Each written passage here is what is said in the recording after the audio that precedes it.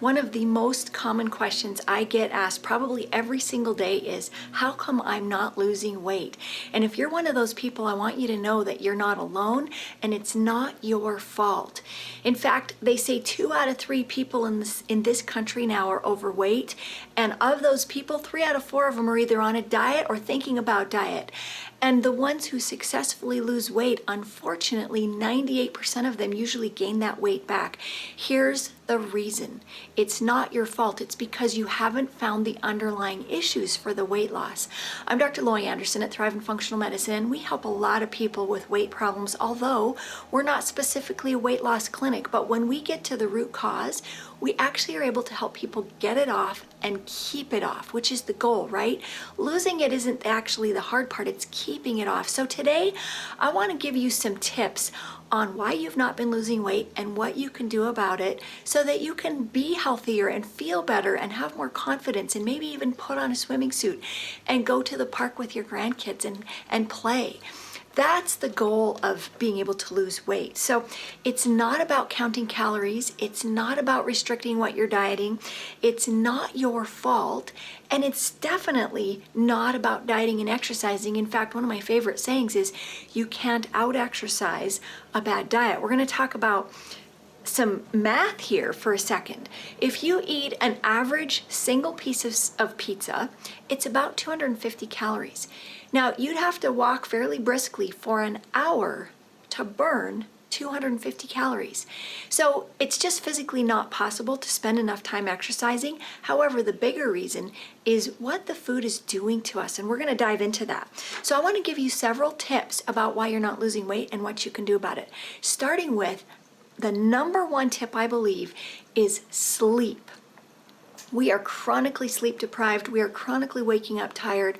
And this has a major and profound effect on our metabolism and our fat storage hormones. When we're tired, we don't make good decisions or choices. Our willpower and our motivation go down. Our body heals and restores, rests and repairs when we're sleeping.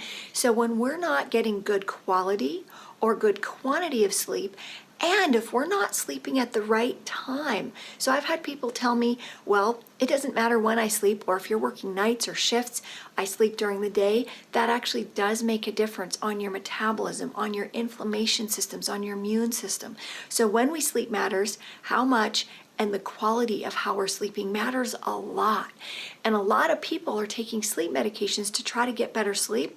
The problem with those is that it doesn't actually improve the quality of sleep. It gives you the illusion that you're sleeping more, but you're not actually improving the quality. So some of those other benefits on your hormone regulation and your metabolism don't happen. So I always encourage people, and the number one question I ask if they're not losing weight is, how's your sleep?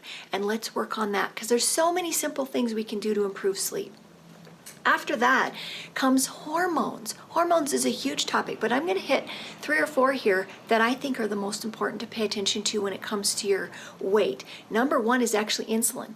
Insulin is a hormone that regulates, yes, blood sugar, but also fat storage. It's a key fat storage hormone.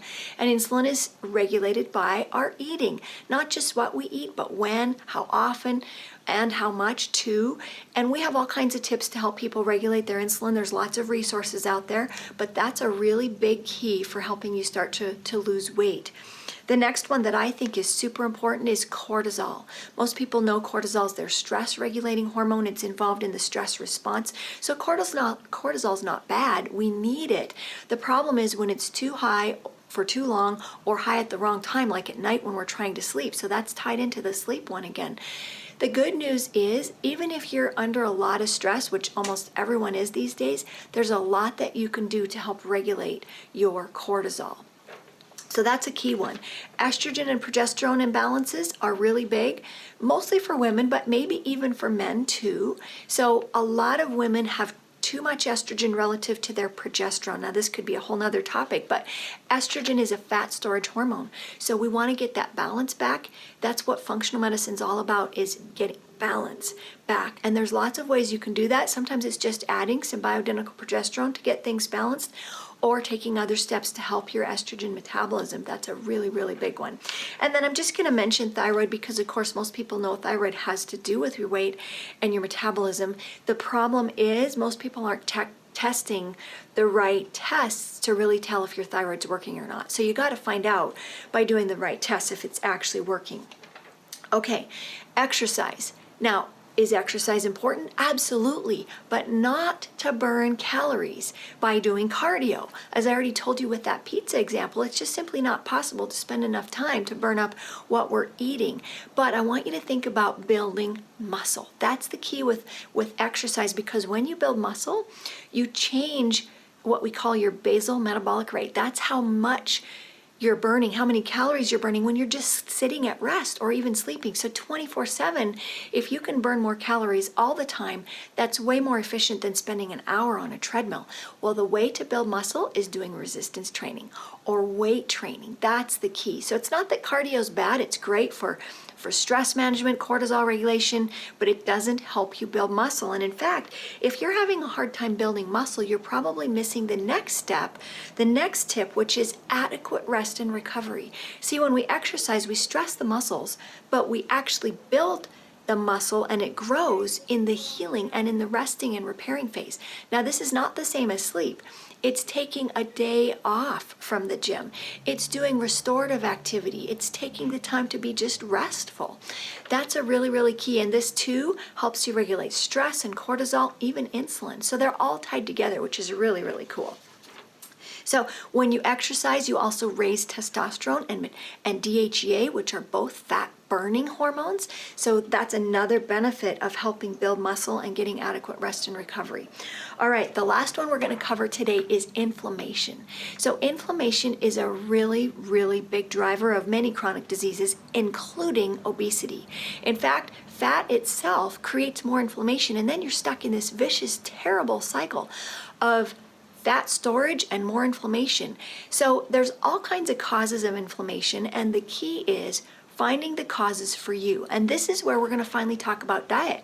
Now here we've spent 6 minutes, 7 minutes talking about weight loss. I haven't even talked about diet.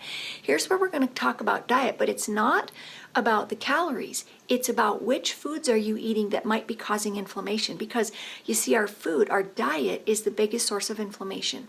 There's a lot of others too, and I help people find those. But if you can start to think about eating whole food, avoiding the processed food, avoiding some of the foods that trigger inflammation, you're going to start lowering your inflammatory markers. You're going to be able to start more easily losing weight, especially if you're doing all the other tips that we just talked about today. Guys, I hope that was super helpful for you. If I've raised more questions than I've answered, reach out to us. Find out more or follow us on Facebook. We do a lot of posts and a lot of education about all these things all the time. So we're here for you. You're not alone, and you are worth saving. Bye.